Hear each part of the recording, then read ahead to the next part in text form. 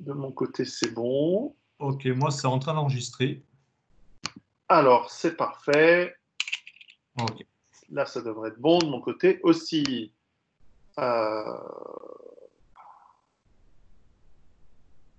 Pourquoi j'ai que Snapshot? Alors, peut-être c'est parce que toi, tu enregistres avec Ouais, Skype. ouais, c'est ça. Donc, normalement, ça enregistre pour les deux. Oui, c'est effectivement le cas. Parfait. Ok, ben, Bon, écoute, impeccable. merci d'avoir pris contact. Bah, de rien. Alors, C'est un juste retour des choses. Ça fait des années que je suis ce que tu fais et que je lis un petit peu ce que tu fais aussi.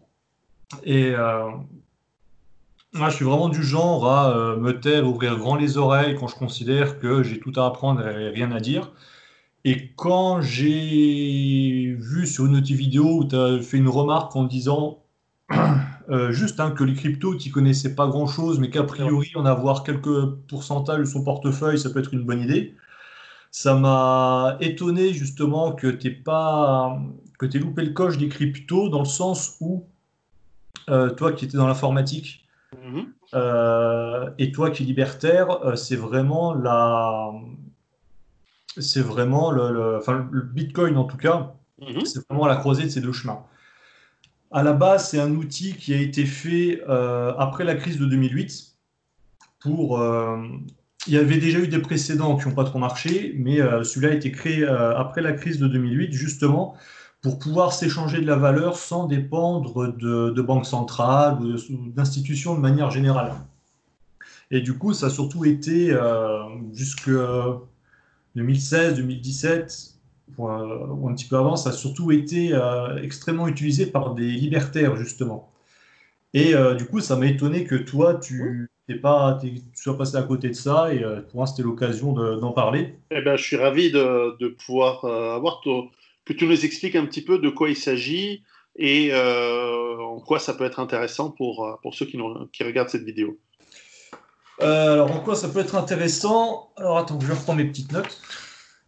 En gros, Bitcoin, c'est un réseau peer-to-peer Mhm. qui est complètement décentralisé, enfin, qui est décentralisé, ce qui fait que tu n'as aucune autorité centrale qui peut modifier les règles du jeu à sa convenance ou quand ça l'arrange. Ce qui fait que les règles du jeu sont établies à la base, personne ne peut les changer, tout le monde peut l'utiliser, personne ne peut être censuré d'utiliser ce réseau-là par ses idées, par le pays d'où il vient. Et surtout, c'est complètement transparent. C'est-à-dire que euh, pour ceux qui ont les outils et qui savent les utiliser, on peut tous savoir quelle quantité de Bitcoin.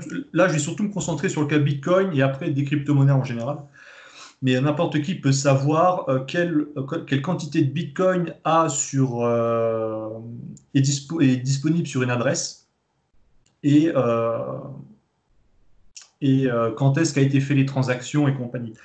C'est pas quelque chose qui est anonyme, c'est quelque chose qui est pseudonyme. C'est-à-dire tout se sait dans le sens où n'importe quelle adresse, enfin, on a l'historique d'absolument toutes les adresses et d'absolument toutes les transactions de Bitcoin. Parce qu'en fait, la technologie sur laquelle ça repose, c'est ce qu'on appelle la blockchain, la chaîne de blocs. Le principe, c'est que c'est un registre complètement décentralisé, complètement distribué et qui est immuable. Personne ne peut changer après coup ce qui a été fait dessus. Ce qui fait que tout le monde peut avoir toutes les historiques d'absolument toutes les adresses depuis sa création. Et comme il n'y a pas d'autorité centrale, personne ne peut cacher ça, camoufler ça. Voilà.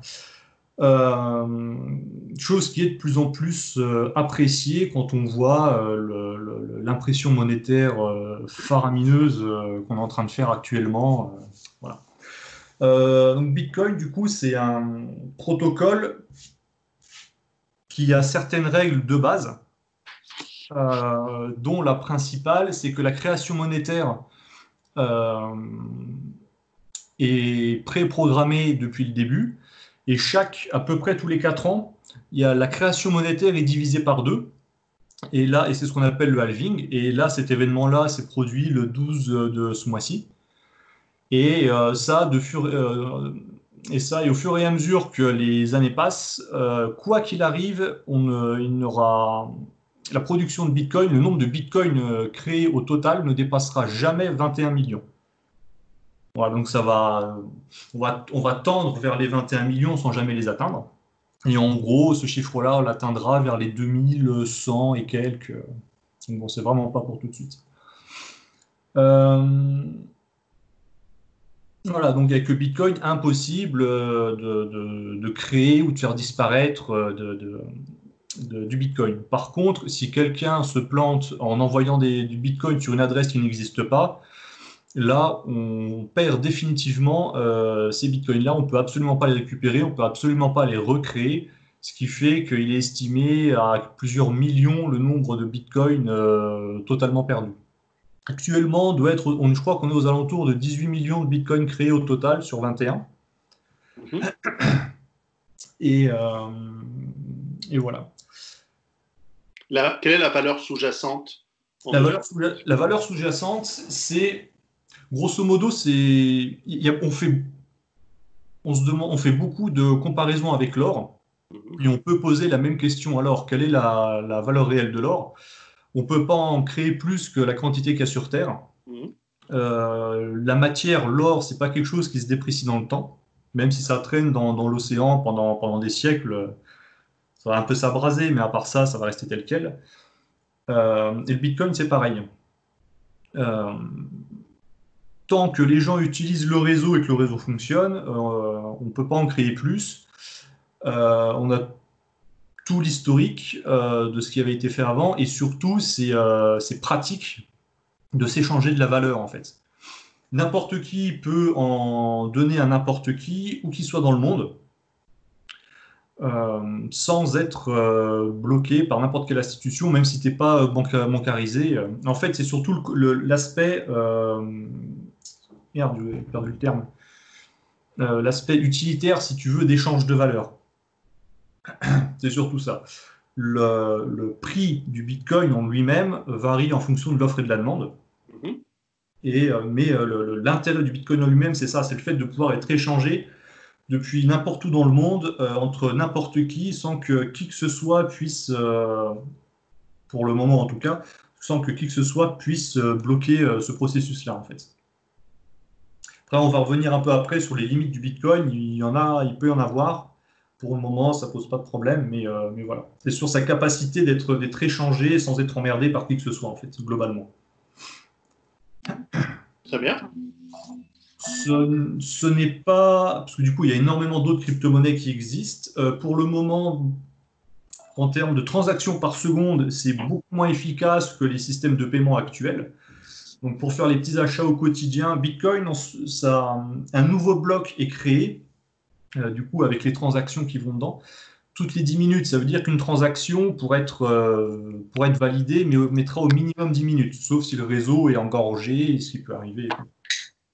Donc, c'est surtout actuellement, et en plus avec la crise financière du Covid, ça a vraiment le rôle, pour le moment, de réserve de valeur.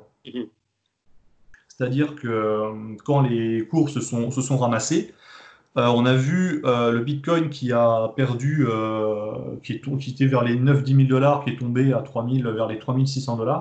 L'or a diminué aussi. En fait, c'est parce que les gens qui avaient cette valeur-là en collatéral en cas de crash ont été obligés de les vendre. Et c'est pour ça que même l'or, qui est considéré comme une valeur refuge, même le prix de l'or a chuté pendant cette crise-là, parce que les gens en ont vendu pour se renflouer. Et Bitcoin, c'était exactement la même chose, et les autres crypto-monnaies aussi. Alors je suppose qu'évidemment, l'un des avantages, c'est que l'on peut prendre une partie considérable de sa fortune et la mettre sur une clé USB, la mettre dans sa poche, partir, aller dans un autre pays, la ressortir et être à nouveau solvable, pouvoir s'installer, etc. Donc c'est clair que c'est même mieux que ça. Le contrôle de change, c'est pratique. C'est même mieux que ça, c'est que tu n'as même pas besoin d'une clé USB. Tiens, d'ailleurs, j'en ai reçu, je vais te montrer.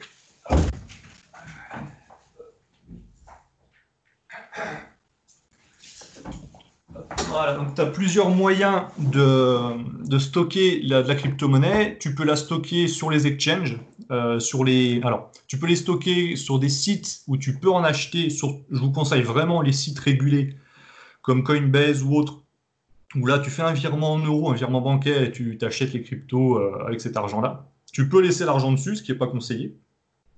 Tu peux, donc les cryptos que tu as achetés, tu peux les mettre sur un échangeur, donc sur une plateforme qui te permet de faire du trading, qui te permet d'échanger, tu as des centaines, des centaines de crypto-monnaies différentes qui existent. Tu peux les échanger là-dessus, tu peux garder tes crypto-monnaies là-dessus, ce qui n'est pas conseillé non plus, parce qu'un compte, ça peut se faire hacker, et plus les gens déposent des crypto-monnaies sur un échangeur, plus ça devient rentable pour un hacker de le hacker. Après, tu as ce qu'on appelle des wallets, donc des portefeuilles. Tu en as de manière virtuelle que tu peux avoir sur ton ordinateur ou sur ton téléphone. Donc ça, c'est crypté et compagnie, ce qui est pas mal. Et c'est pas la manière encore la plus sécurisée. La manière la plus sécurisée, c'est d'avoir ça sur ce qu'on appelle des cold wallets. Donc ce sont des... Alors en fait, les crypto-monnaies que tu as, elles sont sur une adresse et l'adresse fait partie du réseau. C'est-à-dire que quand tu vas utiliser alors ça, c'est de la marque Ledger. Tu as d'autres marques comme Trésor qui sont très bien aussi, et tu as, je crois que c'est Samsung qui vient d'en créer un autre. Enfin, ceux que ça intéresse, ils pourront aller voir, enfin, ils pourront se renseigner. Et en fait, ces clés-là, ça te permet de générer ta clé privée pour pouvoir te connecter au réseau sur la bonne adresse. Ce qui fait que, ça, c'est des trucs que je viens de recevoir parce que c'était en promo, je viens de les acheter. Ce qui fait que quand tu le configures, tu vas avoir une liste de 24 mots que tu peux mémoriser, inscrire. Bon, il ne faut surtout pas la perdre. Ce qui fait que cet outil-là, si je le perds, si je le casse, si on me le pique, je peux en racheter un ou je peux prendre celui d'un autre, je le reconfigure avec la même liste des 24 mots et je me reconnecte dessus. Ce qui fait que tu peux littéralement passer à la douane à poil, du moment que tu as tes 24 mots quelque part où tu peux les retrouver, et effectivement, tu peux partir n'importe où dans le monde et retrouver avec ça. D'accord.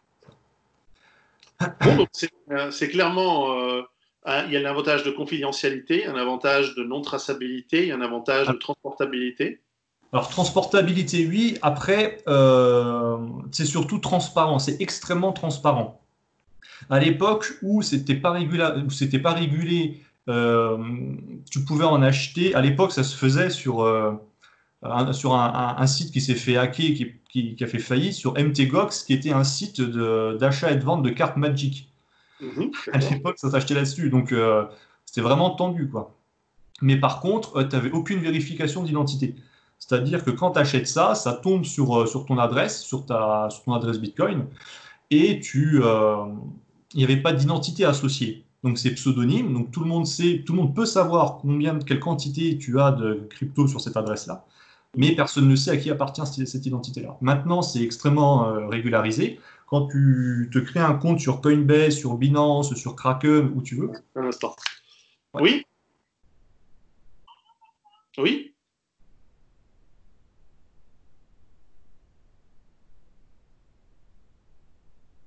D'accord. Dans 10 minutes. Dans 10 minutes. À tout à l'heure. Les enfants qui sont en randonnée tout seuls. Voilà. Et maintenant que c'est régularisé, quand tu rentres dans l'univers des cryptos et que tu achètes des cryptos depuis de l'euro, maintenant, tu es obligé de faire une vérification d'identité. Du coup, les entreprises et du coup les États savent à qui appartient cette adresse. Après, avec des outils comme ça, tu as juste une adresse, tu n'as aucune vérification d'identité à faire, ce qui fait que quand tu l'envoies là-dessus, on sait que telle personne a envoyé des bitcoins sur une adresse, mais cette adresse-là, par contre, elle est pas du tout nominative, quoi. Alors, concrètement, celui qui a de l'argent soit sur son compte en banque, soit en liquide, il fait comment pour en acheter? Alors en liquide, il peut pas, c'est uniquement pour rentrer dedans, c'est uniquement par virement. Mhm. Alors tu as plusieurs sites, tu as Coinbase. Entre autres, tu as, alors Binance, c'est par des moyens un peu plus compliqués pour envoyer des euros dessus. Sinon, tu peux y aller par Kraken. Moi, personnellement, j'utilise Coinbase. Donc, tu te fais un compte dessus. C'est un compte, donc Coinbase, c'est une entreprise anglaise, il me semble, qui a l'argent, en tout cas, que tu envoies à Coinbase, ça atterrit sur un compte qui est en Estonie. Donc fiscalement, en tout cas en France, il faut que tu déclares la possession d'un compte Coinbase comme compte à l'étranger. Ouais. Une fois que tu as créé ce compte-là, tu as un RIB.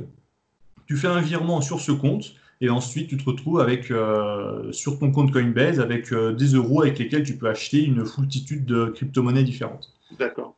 Et donc, je poursuis le raisonnement. Une fois que donc, tu crées ton compte, tu verses ton argent, tu crées donc des positions en Bitcoin. Ensuite, tu les retires parce que tu prends les codes et donc tu sors ces Bitcoins. Et ensuite, tu dis à ton fils que tu as dépensé cet argent en pute estonienne et c'est fini.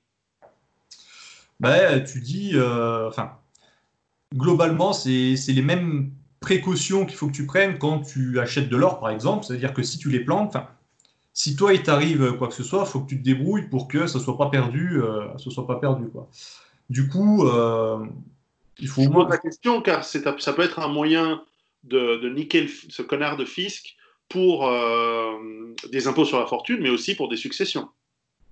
En fait, il faut vraiment voir le monde des cryptos comme une sphère. Actuellement, évidemment, tu n'es pas fiscalisé quand tu passes des monnaies fiduciaires aux cryptos dedans.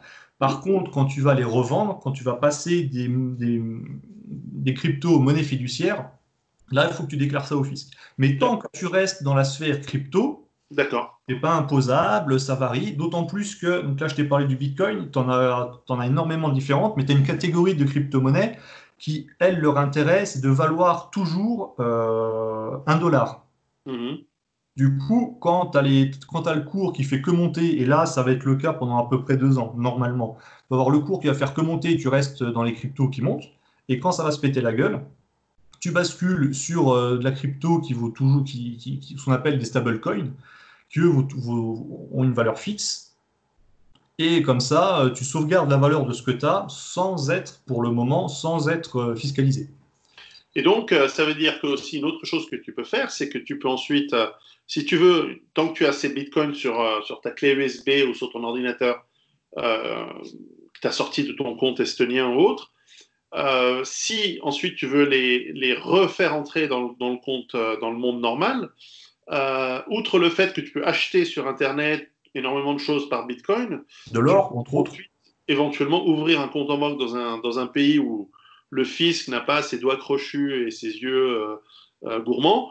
Et à ce moment-là, de là, tu te fais émettre une carte de crédit qui va te permettre de consommer sur un compte qui n'est pas déclaré. C'est En ça. Tu le fais. théoriquement, on n'a pas le droit de le faire, mais on les encule. Donc voilà. Si Ou les alors, ou alors, tu si peux les faire, on peut le faire. ou alors tu peux faire en sorte d'avoir le droit de le faire. Moi, Oui. là, normalement, fin de l'année, je prévois de partir au Portugal. Oui, voilà, tu pars dans un pays civilisé. Et voilà. Donc voilà. Ou alors, si tu veux profiter de cet argent-là, tu vas surtout en Asie, en Corée du Sud ou quoi, où Voilà, là, tu peux acheter des services directement en crypto-monnaie. tout à fait. Alors, au niveau du fisc, je sais que la France, il y a entre 6 mois et 1 an, a lancé un appel d'offres pour une entreprise pour être capable de tracer l'intégralité des mouvements des crypto-monnaies de manière informatique. Voilà. Donc, comme je t'ai dit, tu as juste besoin, entre guillemets, d'un espèce de navigateur juste pour lire les différentes transactions.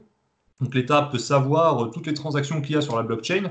Et quand ça tombe sur des adresses qui sont nominatives, enfin, ou en tout cas une identité d'associé, là, ils peuvent s'amuser à recouper des informations. Mais à partir du moment où tu balances un compte à l'étranger, en fait, c'est un excellent moyen, en tout cas, de te débancariser, déjà, et de devenir insolvable. Moi, l'argent que je peux mettre sur une clé comme ça, même en habitant en France, si ça fait 3 ans que je paye pas mes impôts et que le fisc vient me frapper à ma porte, il ne peut pas me prendre ça. Si je lui donne pas le code, il ne peut pas me prendre ça.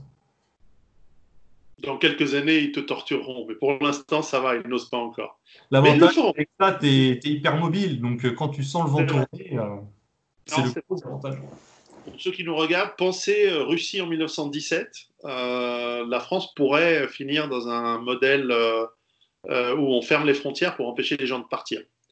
Et pour les taxer, pour leur prendre tout, tout ce qu'ils ont. C'est pas un scénario impossible.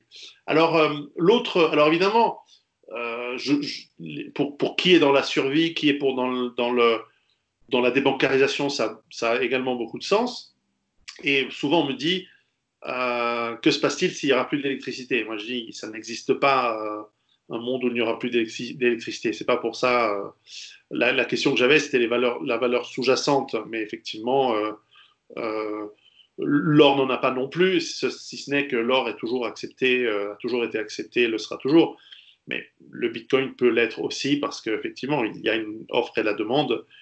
Après, quelle est la valeur juste de cette monnaie? Ben, c'est toujours difficile. Et plus il y aura d'utilisateurs, plus cette valeur-là augmentera. Et on est exactement en train de prendre ce chemin-là. Très bien. Est-ce que toi, dans tes activités, tu en offres, tu offres du conseil? Est-ce que tu offres des services dans ce domaine? Alors, non, non, alors moi, je suis infirmier. Je suis en libéral, donc ça n'a absolument rien à voir avec ça. Très bien. J'aimerais que mes patients, enfin, ou en tout cas que la Sécu ou que la mutuelle de mes patients me payent en crypto, je serais très content. Malheureusement, c'est pas le cas. Mais non, mais en gros, ça fait. Enfin, l'économie, je me souviens étudiant, j'ai commencé à mettre le doigt dedans quand j'étais étudiant. Et après, entre autres, avec Jovanovic, c'est un domaine qui devient limpide, quoi, sans Bien forcément sûr. rentrer dans les détails. Et moi, le jour où ça m'a tiqué, pareil, j'entends parler de crypto-monnaie, de Bitcoin sans savoir ce que c'est, je sais pas si c'était de l'arnaque ou pas. Et là où vraiment ça m'a fait tiquer, c'est quand j'ai vu que Pierre Jovanovic acceptait les dons en Bitcoin et Ethereum. Elle me Oui, suit il y en pas. a qui acceptent en Monero, il y en a qui acceptent en plein de sortes. Parce qu'en fait, il y en a beaucoup de sortes de Ouais. monnaies digitales. Donc, comment identifier les arnaques des celles qui sont solides?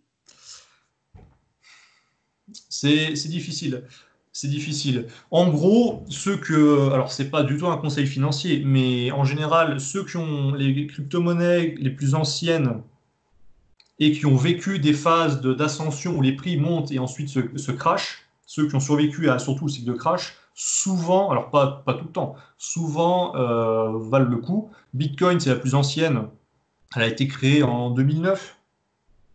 Ouais, en 2009, le premier échange a été fait en 2009. Bitcoin, c'est ce qu'il y a de plus sûr actuellement. Ça fonctionne par un système de proof of work, c'est-à-dire que la création monétaire est faite par du calcul actuellement pour rien. Donc ça provient d'une dépense énergétique pour en créer. Et on ne peut pas en créer autrement. Mhm. Sinon, tu as Ethereum qui est la monnaie numéro 2, Ethereum. Elle, c'est une monnaie qui date de 2016, qui a été créée par Vitalik Buterin. Alors lui, c'est un cas très particulier puisque c'est un Otis Asperger. Par contre, sa particularité, c'est que lui n'est pas capable de voir le carbone à l'œil nu. Ah oui, Voir le ça, CO2 à c'est l'œil un nu. défaut, ça. Et Ethereum, alors vraiment Bitcoin, il faut le voir vraiment comme entre guillemets l'ancêtre. C'est pas du tout ce qui est le plus efficient à s'échanger.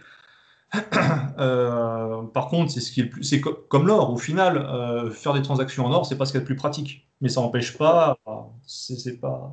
L'or a quand même une valeur et c'est quand même relativement sûr. Ethereum, c'est un projet qui est encore en cours d'évolution, qui lui va passer par un autre consensus qui sera plus la preuve de travail, qui sera la preuve d'enjeu.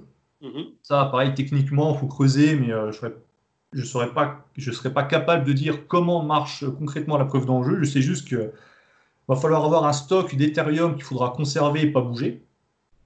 Et Ethereum, par exemple, la plus-value énorme, c'est le fait qu'il propose des smart contracts, c'est-à-dire des contrats intelligents. C'est la capacité entre guillemets, de rédiger et surtout de faire valider des contrats de manière automatique sans avoir besoin d'intermédiaire.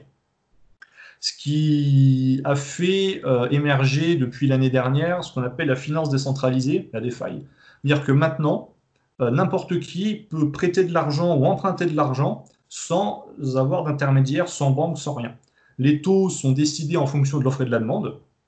Et pour le moment, c'est neuf, donc ça peut se faire hacker, ça peut être fragile au niveau sécurité et compagnie. Donc, si moi je m'y suis essayé, pour le moment ça marche bien. Je suis passé par une entreprise, du coup c'est centralisé, mais pour le moment ça offre une certaine assurance.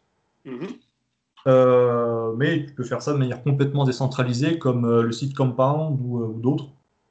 Et du coup, les crypto-monnaies, en plus d'offrir un moyen de s'échanger de l'argent, fondamentalement, la technologie sur laquelle ça repose, la blockchain, c'est vraiment l'idée d'avoir un répertoire, si tu veux, complètement décentralisé.